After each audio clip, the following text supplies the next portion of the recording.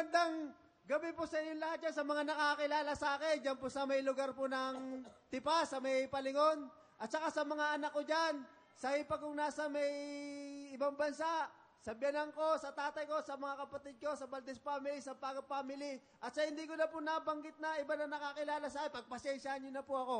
At masyado na tetes na po. Ay, hello, maraming salamat, Kevin. Ichet, ikaw ay isang Isa po akong mangingisda sa may Tagig po, sa may freshwater po. tagig. Opo, Malapit lang. opo. Freshwater, ano inuhuli mo? Mga tilapia po, Kuya Will. Okay ba tilapia ron? Malinis ba? Malis naman, pero sa ngayon po, Kuya Will, yung sinasabing lasang ano po, gilik, malapit na po dumating kasi masagsagan po ng init po ngayon. Kaya Ganon. nagkakaroon po siya. Lasang gilik? Opo. Ano ibig sabihin nun? Ano? Yung ano po, para siyang putik. Putik po siya.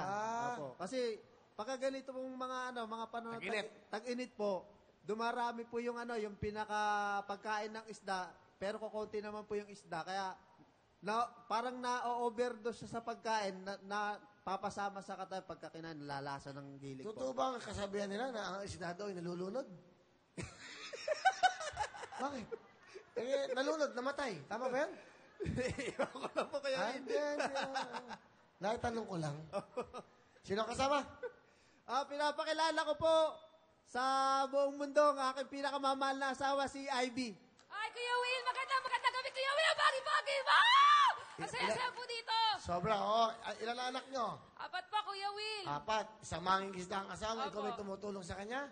Opo, sa bahay lang po nag-aano ng mga anak tsaka nagtitinda-tinda po. Nag-aalaga. Opo. Ito na. Ano Pagdating gusto mo sa sabihin eskwelahan. sa iyong mahal na asawa? Unang-una, magpapasalamat ako sa Panginoon dahil ikaw ang binigay niya sa akin na makasama sa buhay.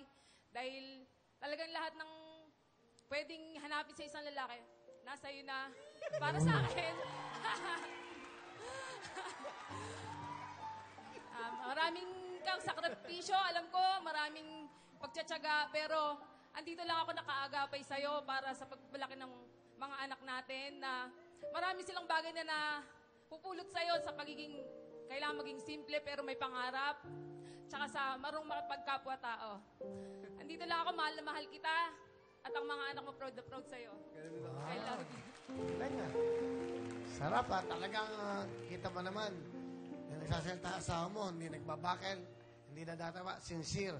Talagang mahal ka. Mabuting tao ka daw, mabuting asawa ka daw. Ano gusto mo sabihin? Sa pinakamamahal kong asawa, salamat. At mahal na mahal mo ko.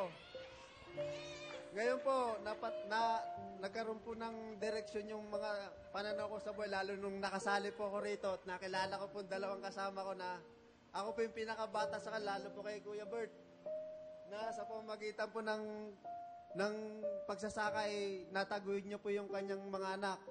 Ngayon po, sila po yung magiging inspirasyon ko para yung aking mga 4 na anak ay maigapang ko rin sa pag-aaral. At sa asawa ko, huwag ka sana magsasawang magmahal sa akin. Dahil ako, hindi rin ako magsasawang mahalin ka. Mahal na mahal kita. I love you.